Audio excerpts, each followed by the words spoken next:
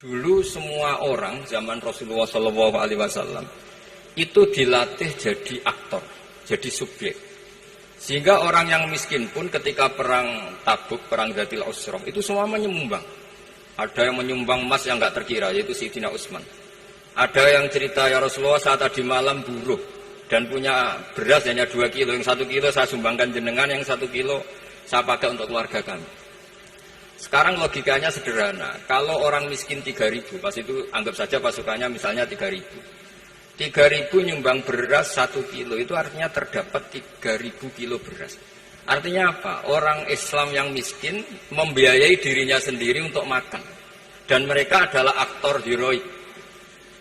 Tapi kalau misalnya ini orang-orang miskin ini tidak mau urun rembuk, kemudian menjadi beban negara, maka yang harusnya dipakai senjata, dipakai beli sembako. Dulu zaman Nabi meskipun orang itu miskin itu semuanya bersifat heroik. Sehingga perang Dzatil Usra itu perang paling dikenang Al-Quran. Nah, efek dari ingin memberi adalah tidak tamak. Makanya kalau dalam kitab tasawuf itu orang pikir itu gak dikritik. Yang dikritik orang tamak. Karena orang menvonis orang lain kikir itu pasti karena berkeinginan mendapat. Kalau tidak berkeinginan mendapat, maka orang lain tidak akan kamu vonis sebagai kikir. Andai kan kita semua ingin memberi sumbangan kepada Indonesia, maka kita tidak akan menvonis pemerintahan kita tidak becus ngurmat kita. Meskipun pemerintah tentu berkewajiban ngurmat orang-orang miskin itu tentu.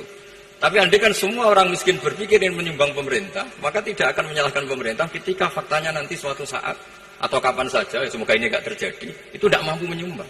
Karena masyarakat kepikirannya memberi, bukan mendapat. Ini solusi-solusi yang diajarkan Rasulullah SAW yang disebut al-yadul ulya khairum minal yadis sufla. Jadi bahwa posisi memberi jauh lebih baik ketimbang posisi menerima.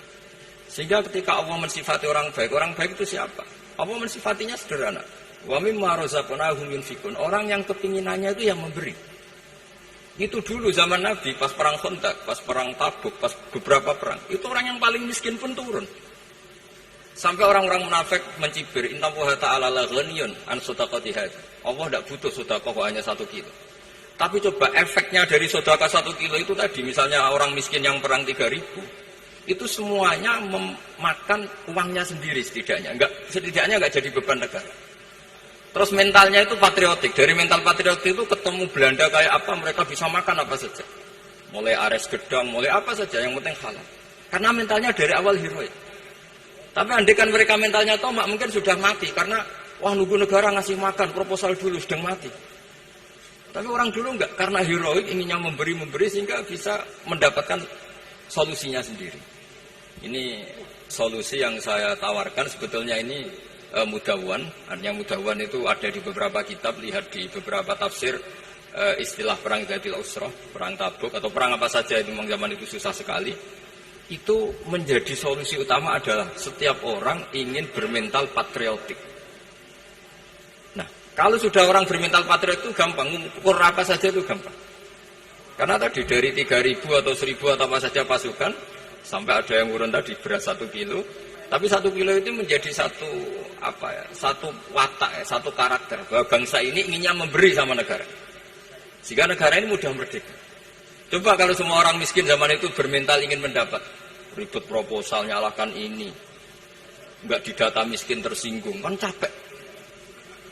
Jadi ini yang zaman akhir ya agak aneh, orang enggak didata miskin itu tersinggung. Kalau besanan nyari yang kaya, tapi kalau ada sumbangan nyari sebagai yang miskin. Jadi kalau tanya solusi khas ulama, kita belajar dari perang Dzatil Usra. Itu orang yang miskin, semuanya urun.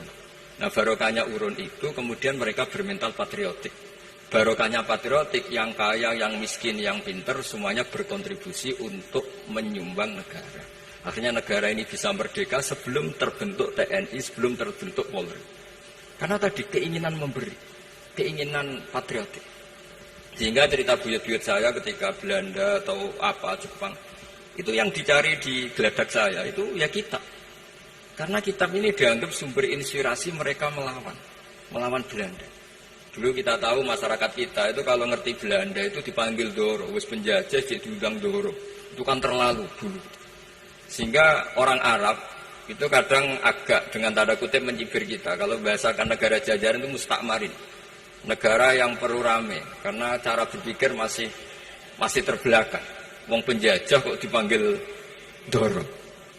Terus ketika beberapa kiai melihat Belanda baik karena di alun-alun dikasih masjid gini-gini, sudah tidak berotak karena anggap Hindia Belanda itu baik.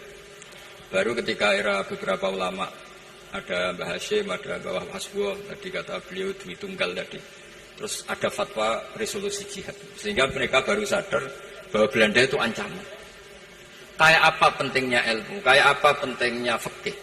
Karena di fikih jelas, jihad untuk melawan penjajah itu fardu kifayah. Tapi jika musuh kadung ada di kita, maka itu fardu ain. Tidak lagi ada prasyarat harus lelaki, harus merdeka, enggak, perempuan pun harus terlibat. Jika kita punya pahlawan kayak Cuk Nyadin, beberapa daerah Kartini, itu ada di khazanah kitab-kitab fikih kita. Jadi kita tidak pernah kehilangan khazanah untuk menjawab muskilatus zaman, untuk menjawab problem-problem zaman.